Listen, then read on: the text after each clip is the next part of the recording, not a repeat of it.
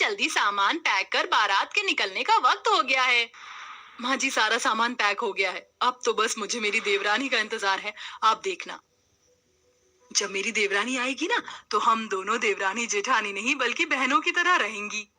शादी होने के बाद सभी लोग घर की नई बहू अलका को लेकर घर आ जाते हैं, जहाँ ज्योति और लक्ष्मी बड़े प्यार से अलका का स्वागत करती हैं।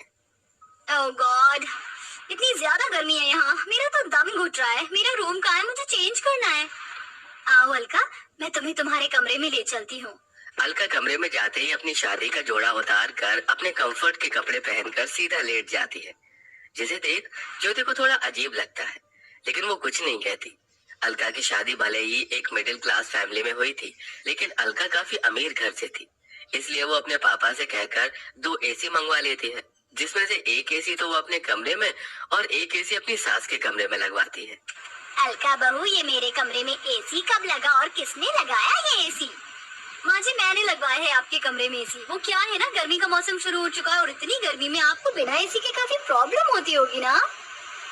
किसी की नजर ना लगे मेरी बहू को। आते ही मेरा कितना ख्याल रख रही है, मुझे परेशानी ना हो इसलिए मेरे कमरे में एसी भी लगवा दिया। लक्ष्मी इतना बोल ही रही होती है कि तभी वहाँ ज्योति आ जाती है। अलका, मेरे साथ किचन में चलो। आज तुम अपने हाथों से खाना बनाना। वो क्या है ना, मुझसे इतनी गर्मी में कोई काम नहीं किया जाएगा। वैसे भी मैं माँ जी के लिए कुछ ज्वेलरी और साड़ी लेकर आई थी, तो वो मुझे उन्हें दिखानी थी। अच्छा, कोई बात नहीं बहू, फिर कभी बना लेना खाना। ज्योति बहू, जाकर तू ही बना ले आज खाना। ज्योति को ये सब बड़ा अजीब लगता है, लेकिन वो ज्यादा ध्यान नहीं देती और ऐसे ही कुछ दिन गुजर जाते हैं। अलका, आज ढेर सारे कपड़े हैं, आओ कपड़े धोने में मेरी मदद करो। लेकिन मैं तो माँ जी के साथ बाहर पार्लर जा रही थी। तो बाद में चले जाना, घर का काम जरूरी है या पार्लर जाना? एक दिन अगर तू कपड़े धो लेगी तो क्या हो जाएगा? इतने सालों से तो तू ही धो रही है। अलका बहू, चल, हमें पार्लर के लिए लेट हो रहा है। अलका लक्ष्मी को अपने साथ पार्लर ले जाती है। ये सब देख ज्योति को गुस्सा तो बहुत आता है, लेकिन वो कुछ नहीं कहती। ज्योति हमेशा यही सोचती थी, जब उसकी देवरानी आएगी तो वो दोनों मिलकर जिम्मेदारी को संभालेंगे, घर के सारे काम करेंगे।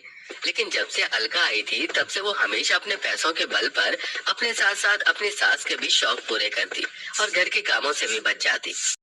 एक तो जब से आई हो महारानियों की तरह दिन भर आराम करती रहती हो। आज तक घर के किसी भी काम को हाथ नहीं लगाया। इतनी गर्मी में भी मैं ही नौकरानियों की तरह काम करती हूँ। तुम्हारी इतनी हिम्मत कि तुमने मुझसे इस तरह से बात की। जानती भी हो मैं किसकी बेटी हूँ। बस अब मैं अपनी इंसल्ट और बर्दाश्त नहीं कर सकती। मैं तुम्हारे साथ इस घर में नहीं रह सकती, मुझे बंटवारा चाहिए। हाँ, तो मैं भी कौन सा तुम्हारे साथ रहने के लिए मर रही हूँ। मुझे भी अब बंटवारा ही चाहिए। अरे तुम दोनों का दिमाग तो नहीं खराब हो गया? तुम दोनों ये क्या बातें कर रही हो? माँ, अब आप ही कुछ समझाओ इन दोनों को। मैं क्या समझाऊं? जो हो रहा है सही हो रहा है। वैसे भी मैं तो अलका को ही अपनी बहू मानती हूँ। जब से आई है मेरा कितना ख्याल रख रही है। गर्मी में सबसे पहले इसने ही मेरे लिए एसी लगवाया। रोज मुझे शॉपिंग करवाती, आइसक्रीम खिलाती और कल तो हम लोग स्विमिंग पूल भी गए थे। मैं तो अलका के साथ ही रहूंगी। लक्ष्मी के फैसले के आगे अब कोई कुछ नहीं बोलता था, जिसके बाद अब अलका व्हाइट पेंट लेकर आती है और सबसे पहले हॉल में लाइन खींच देती है। साथ ही साथ बाथरूम, किचन, डाइनिंग टेबल, यहाँ तक कि फ्रिज पर भी लाइन खींचकर उसका भी बंटवारा कर देती है। और अब एक तरफ लेकिन अलका अपने पति नितिन और सास के साथ रहती है, वहीं दूसरी तरफ लाइन के ज्योति अपने पति दुर्गेश और बेटे के साथ रहती है। अलका बहू, बहुत भूख लग रही, जल्दी से खाना बना दे। क्या क्या कहा आपने? मैं खाना बनाऊंगी? मैंने अपने मायके में आज तक चाय तो बनाई नहीं और आप मुझसे खाना बनाने की उम्मीद कर रही हैं। ज्यादा भूख लग रही है तो खुद जाकर बना लीजिए। अपनी बहू की बात सुन बेचारी लक्ष्मी खुद गर्मी में आकर किचन में खाना बनाने लगती है। वहीं लाइन की दूसरी तरफ ज्योति भी खाना बना रही थी। कैसी निकम्मी बहू है मेरी, इसे दिखाई नहीं दे रहा है कि इसकी बूढ़ी सास इतनी गर्मी में भी खाना बना रही है। ये नहीं आकर कुछ मदद कर दे। लक्ष्मी मन ही मन ज्योति को कोसने लगती है और खाना बनाकर वहाँ से चली जाती है। और ऐसे ही कुछ दिन गुजर जाते हैं। लक्ष्मी देखती है कि ज्योति लाइन के उस तरफ अच्छे से झाड़ू पोछा करके साफ सफाई कर रही है। लाइन के इस तरफ वाला घर किसी हीरे की तरह चमक रहा है, वहीं उसके वाला घर किसी कूड़ेदान की तरह लग रहा था। अलका बहू, उठ जा, पूरे घर की सफाई कर दे। पूरे घर में कचरा फैला हुआ है। तू बहू है इस घर की, ये सब तेरा काम है। माँ माँ जी, तो आप भी इस घर की बहू ही हैं। उठिए और जाकर साफ सफाई करिए। इतनी गर्मी में मैं तो इस एसी के सामने से नहीं हिलने वाली। अलका की बात सुन बेचारी लक्ष्मी खुद ही उठकर घर की सफाई करने लगती है। मेरी कमर, इस कमर दर्द और गर्मी ने तो परेशान करके रख दिया। कहाँ फंस गई मैं। अलका खुद पूरा दिन गर्मी में एसी के सामने आराम करती रहती है, वहीं वो अपनी सास लक्ष्मी से नौकरानी की तरह घर के काम करवाती है। बूढ़ी उम्र में इतनी मेहनत करते करते लक्ष्मी की तबीयत काफी खराब हो गई थी। कोई मेरी मदद करो, हाय मेरी कमर। माँ जी, नहीं, मैं बंटवारे की उस लाइन की तरफ नहीं जा सकती। माँ जी, मुझे माफ कर दीजिएगा, मैं मजबूर हूँ। ज्योति चाहते हुए भी लक्ष्मी की मदद नहीं कर पा रही थी। वहीं थोड़ी देर में नितिन आ जाता है और अपनी माँ को जमीन पर गिरा देख उसे जल्दी से कमरे में ले जाता है, जिसके बाद वो अलका के कमरे में जाता है और देखता है कि अलका एसी की ठंडी हवा में फोन चला रही है। ये सब देख नितिन को बहुत गुस्सा आता है और वो ज्योति से फोन छीनकर उसे जमीन पर फेंक देता है। मेरी माँ दर्द से तड़प रही है और तुम हो कि यहाँ फोन चला रही हो। अगर अब से तुमने घर के काम नहीं किए तो जिस तरह से तुम्हारा आज फोन तोड़ा है, अगली बार तुम्हारा मुंह तोड़ दूंगा, समझी।